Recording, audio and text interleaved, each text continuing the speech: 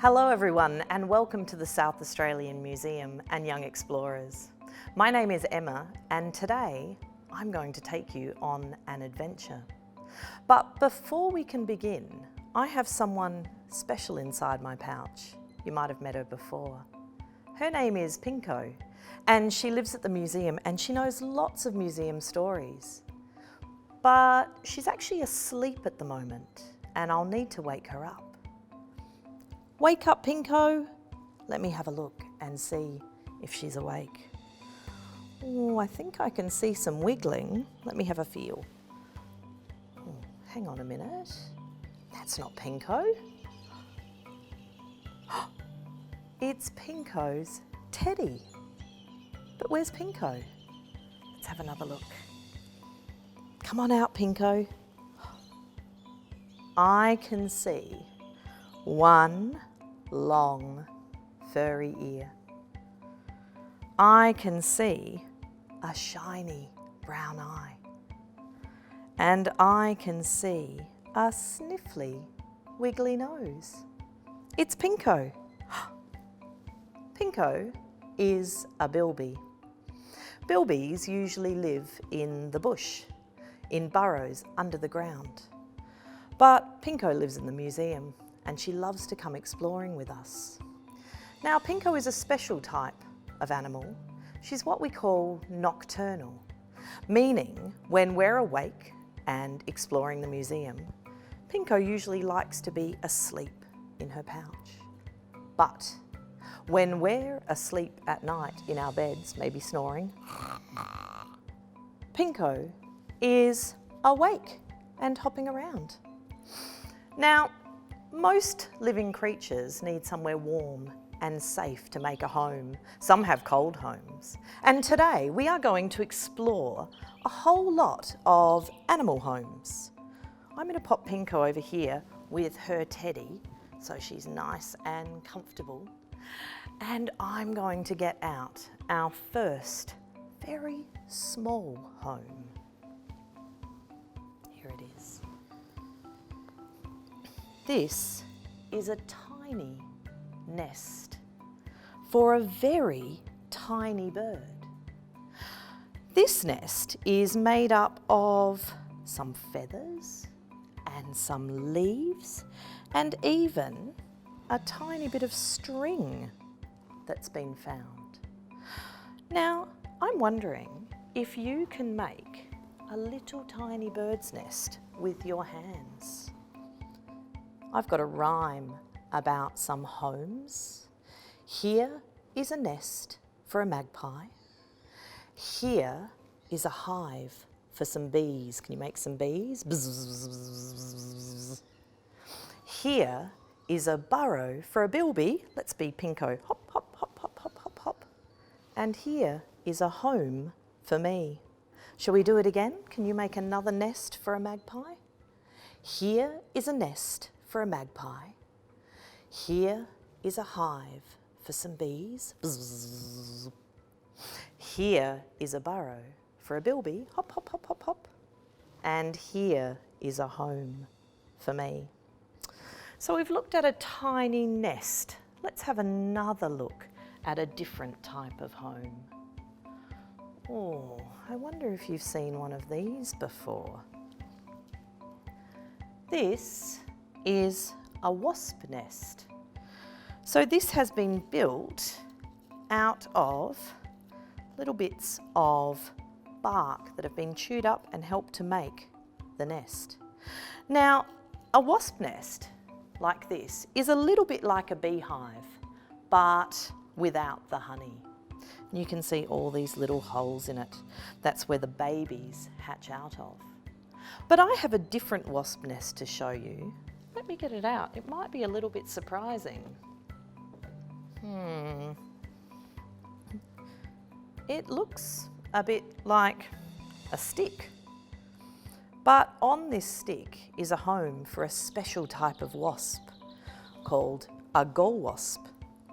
This is the home here. Now what happens is the wasp flies down and lands on a branch. and in a little crack in the branch, it lays its eggs.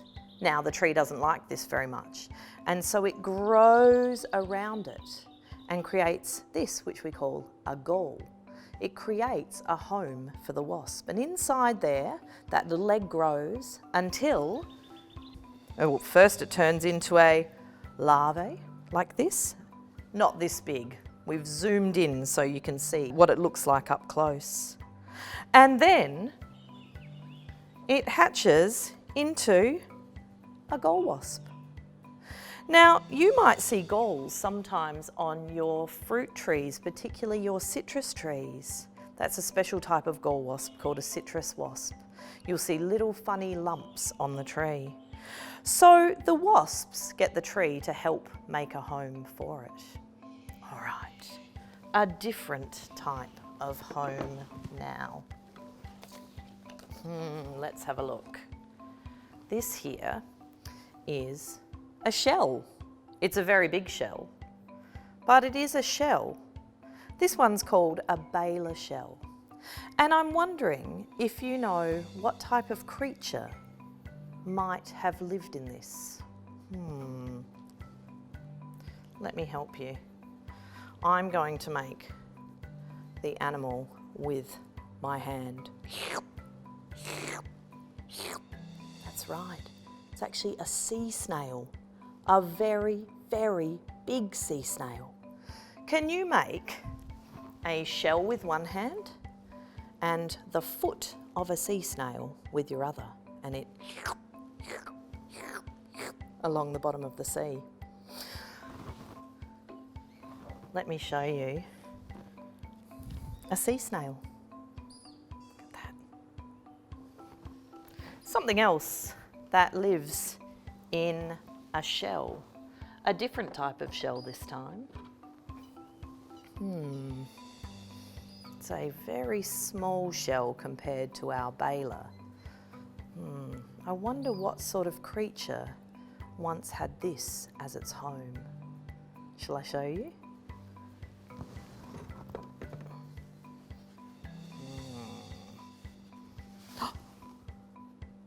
Who's hiding?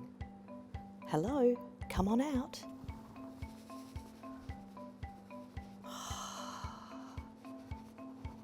It's a hermit crab. Hermit crabs make their homes in the shells that have been left behind by other creatures. Now, hermit crabs have a very, very tough skin, a skeleton on the front part of their body. But their abdomen, their tummy, which is tucked up inside the shell, is very soft. So they need the shell to help protect them. They can hide when there is danger, tuck themselves away, and come out to fossick about for food. I have a song about a hermit crab. It goes like this. I am a hermit crab and I live in my shell. I am a hermit crab and I live in my shell. I like to live by the sea. In my shell I am happy. I am a hermit crab and I live in my shell. I like to go nip, nip, nip, nip with my little nip, nip, nips. I am a hermit crab and I live in my shell. Now, the sea snail that we saw grew its shell with it. Hermit crabs don't make their own shells, they have to find them. And as they get bigger, they have to find bigger and bigger shells to make their home. Now, I have a shell to show you now, which I think might be the biggest thing I have today. This here is a loggerhead turtle shell. Oh, it's so heavy. Oh my goodness. Oh, you've disappeared. Hi. This is a shell, but actually turtle shells are really bone. You can see that it's super duper hard on the outside. Let me turn it round though and show you what it looks like on the inside. We don't often get to look at the inside. You can see that down the middle here, this bit here is where it attaches to the turtle. This is where its backbone sits. You can feel your backbone and imagine that on your back you have a big turtle shell. Now, the turtle shell does something special for the turtle. What do you think that might be? It helps keep the turtle really, really safe. Imagine being a turtle swimming in the ocean and along comes, say, a shark. Can you be a turtle swimming? Swim, little turtle, swim, little turtle, swim, swim, swim. Swim, little turtle, swim, little turtle, swim, swim, swim. Oh no, a shark! Quick, hide in your shell. Hide down. Did anyone see you? No? I think it's safe to come out. Come on out and have another swim. Are you ready? Swim, little turtle, swim, little turtle, swim, swim, swim. Swim, little turtle, swim, little turtle, swim, swim, swim. Shark! Oh, hide in your shell. My goodness, it's so big, isn't it? Look at that. Let me pop it back out of the way. Here we go. Oh, it's so hard to lift.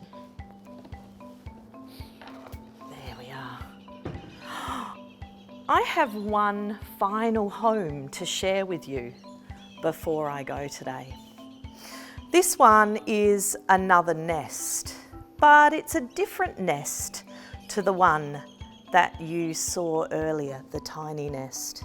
This one is a very big nest, and it's made of something quite special. Once upon a time, there was a magpie. And she lived in a place in South Australia called the Nullarbor. Now, the Nullarbor is a desert. And during the day, it can be very hot and dry. And at night, it can be super duper cold. Now, one day, this magpie thought, I'd like to start a family. I'd like to lay some eggs and hatch some babies. But to do that, she needed to build a nest, a home for the eggs. There was a problem though. In the Nullarbor, there are not many trees or bushes to collect branches and twigs and leaves to build a nest with. But this magpie was clever. She flew around searching for things to build her nest with. And guess what she found? Lots of bits of rubbish that people had left behind. She used her beak to pick them up and she wove them into a nest. Let me show it to you. Here it is. Wow. This nest is very special because the magpie collected things that people threw away, and most of it is made up of hard wire. There's even an old pair of glasses and some plastic. There are some twigs that she found, but mostly it's made up of fencing and electrical wire and even some spiky barbed wire. Now, I'm not sure about you, but if I was a baby bird and I hatched out of an egg, I'm not sure how comfortable I'd find this nest. But it's a super, super clever home for a magpie to build. Now it's time for us to go. It's been so lovely spending time with you in the museum. Pinko, Teddy and I hope to see you exploring soon. Bye, young explorers.